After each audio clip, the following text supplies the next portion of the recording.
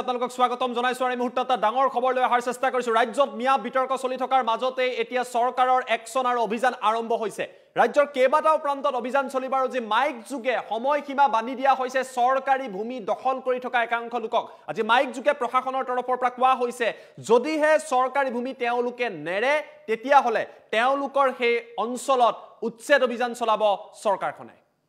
Time at big breaking জনাইছো ডাঙৰ খবৰ খিলঞ্জিয়াৰ ভূমি দখল কৰা বেদখলকাৰীৰ বিৰুদ্ধে আৰম্ভ হৈছে চৰকাৰৰ একচন ইতিমধ্যে ৰাজ্যৰ কেইবাটাও প্ৰান্তত একচনত নামি পৰিছে চৰকাৰ সোণাপুৰ আৰু ডিমৰিয়াত অতি শীঘ্ৰেই প্ৰশাসনে উচ্ছেদ চলাব যিসকলে চৰকাৰৰ ভূমি বেদখল কৰি আছে তেওঁলোকক মাইক যুগে ঘৰ খালি কৰাৰ নিৰ্দেশ দিয়া হৈছে মাইকৰ জৰিয়তে চৰকাৰী ভূমি খালি কৰাৰ নিৰ্দেশ দিয়া হৈছে সোণাপুৰ পথাৰ আৰু কচুতলি পথাৰৰ চৰকাৰী ভূমি একাংশ লোকে বেদখল কৰি আছে একাংশ লোকৰ হাতত আছে দীঘলীয়া সময় ধৰি এই লোকসকলে এই মাটি দখল কৰাক লৈ স্থানীয় লোকৰ মাজত ব্যাপক প্ৰতিক্ৰিয়াৰ সৃষ্টি হৈছিল কিছুদিন পূৰ্বে সোণাপুৰৰ কচুতলিত প্ৰশাসনে উচ্ছেদ অভিযান চলাইছে আৰু আজি পুনৰবাৰ মাইকৰ যোগেদি স্পষ্টভাৱে সময়সীমা বান্ধি দিয়া হৈছে আমি কিছুদিন পূৰ্বৰ দৃশ্যাংশ আপোনালোকক দেখুৱাইছো যে সেই অঞ্চলত উচ্ছেদ অভিযান চলিছিল এতিয়াও কিন্তু সেই অঞ্চলত চৰকাৰী ভূমি আন একাংশই বেদখল কৰি আছে যিবিলাকৰ ওপৰত একচন লোৱা হ'ব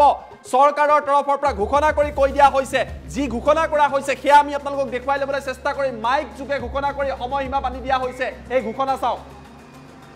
আমি দেখুৱাবলৈ চেষ্টা কৰিম ঘোষণাটো যদি আছে মাইক যুগে যদি ঘোষণা কৰিছে পিচিআৰ টিমক সেই অচিভিয়টো বা সেই বাইটটো দিয়াৰ বাবে অনুৰোধ কৰিছো মাইক যুগে ঘোষণা কৰাৰ পাৰ্টটো দিব লাগে য'ত স্পষ্টভাৱে কোৱা হৈছে আমি দৃশ্যাংশ দেখুৱাইছো দুদিন পূৰ্বে তাত অভিযান চলিছিল আৰু পুনৰবাৰ কোৱা হৈছে সময়সীমা বান্ধি দিয়া হৈছে যে অভিযান চলিব যিসমূহ সোণাপুৰৰ ডিমৰিয়াৰ যিবিলাক অঞ্চলত দীঘলীয়া সময় ধৰি একাংশ লোকে ভূমি দখল কৰি আছিল এই মন্তব্য শুনাক এক্সক্লুসিভ মন্তব্য প্ৰথমৰ পৰা দিয়াৰ চেষ্টা কৰিছো কচুতলি পথাৰ আৰু সোণাপুৰ পথাৰ গাঁৱৰ চৰকাৰী মাটি যিসকল অনাসংৰক্ষিত ব্যক্তিয়ে ঘৰ দুৱাৰ সাজি অথবা খেতি বাতি ইত্যাদি কৰি ভূমি বেদখল কৰি আছে তেনে ব্যক্তিক অনতিপলমে ভূমি খালী কৰিবলৈ নিৰ্দেশ দিয়া হ'ল অন্যথা বিধিগতভাৱে তেওঁলোকৰ ওপৰত বিহিত ব্যৱস্থা লোৱা হ'ব ধন্যবাদ এটি বিশেষ ঘোষণা ৰাইজ ইয়াৰ দ্বাৰা সমূহ ৰাইজক জনোৱা হয় যে সোণাপুৰ ৰাজচক্ৰৰ অন্তৰ্গত দক্ষিণ কামৰূপ ট্ৰাইবেল বেল্টৰ কচুতলি পথাৰ আৰু সোণাপুৰ পথাৰ গাঁৱৰ চৰকাৰী মাটিত যিসকল অনাসংৰক্ষিত ব্যক্তিয়ে ঘৰ দুৱাৰ সাজি অথবা খেতি বাতি ইত্যাদি কৰি ভূমি বেদখল কৰি আছে তেনে ব্যক্তিক অনতিপলমে ভূমি খালী কৰিবলৈ নিৰ্দেশ দিয়া হ'ল অন্যথা বিধিগতভাৱে তেওঁলোকৰ ওপৰত বিহিত ব্যৱস্থা লোৱা হ'ব ইয়াৰ দ্বাৰা সমূহ ৰাইজক জনোৱা হয় যে সোণাপুৰ ৰাজচক্ৰৰ অন্তৰ্গত দক্ষিণ কামৰূপ ট্ৰাইবেল বেল্টৰ কচুতলি পথাৰ আৰু সোণাপুৰ পথাৰ গাঁৱৰ চৰকাৰী মাটিত যিসকল অনাসংৰক্ষিত ব্যক্তিয়ে ঘৰ দুৱাৰ সাজি অথবা খেতি বাতি ইত্যাদি কৰি ভূমি বেদখল কৰি আছে তেনে ব্যক্তিক অনতিপলমে ভূমি খালী কৰিবলৈ নিৰ্দেশ দিয়া হ'ল ধন্যবাদ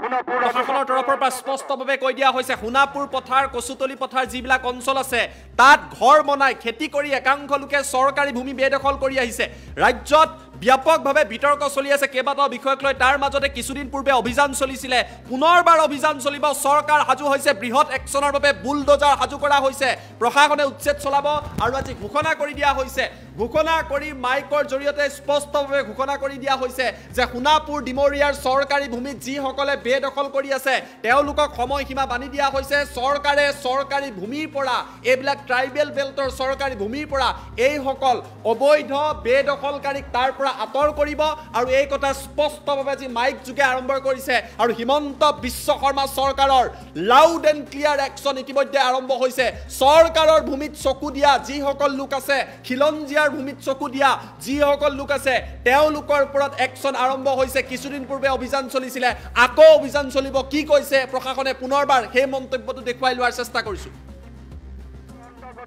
দক্ষিণ কামৰূপ ট্ৰাইবেল বেল্টৰ কচুতলি পথাৰ আৰু সোণাপুৰ পথাৰ গাঁৱৰ চৰকাৰী মাটিত যিসকল অনাসংৰক্ষিত ব্যক্তিয়ে ঘৰ দুৱাৰ সাজি অথবা খেতি বাতি ইত্যাদি কৰি ভূমি বেদখল কৰি আছে তেনে ব্যক্তিক অনতিপলমে ভূমি খালী কৰিবলৈ নিৰ্দেশ দিয়া হ'ল অন্যথা বিধিগতভাৱে তেওঁলোকৰ ওপৰত বিহিত ব্যৱস্থা লোৱা হ'ব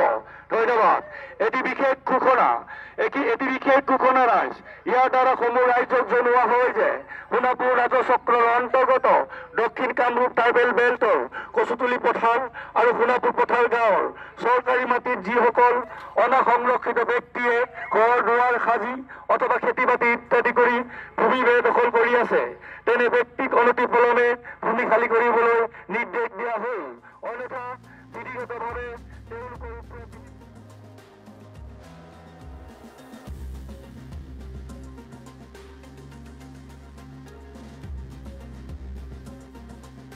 পথাৰ গাঁৱৰ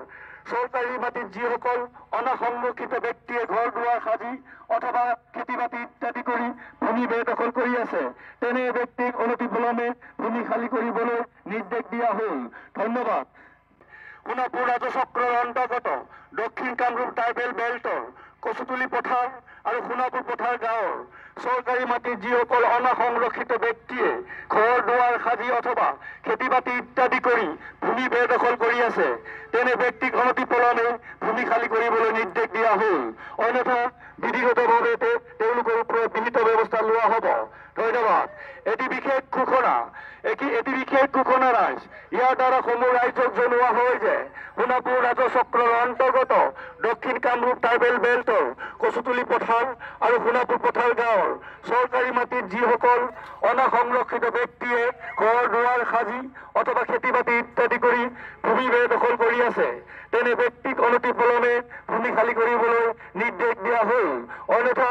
বিধিগতভাৱে তেওঁলোকৰ ওপৰত বিহিত ব্যৱস্থা লোৱা হ'ব।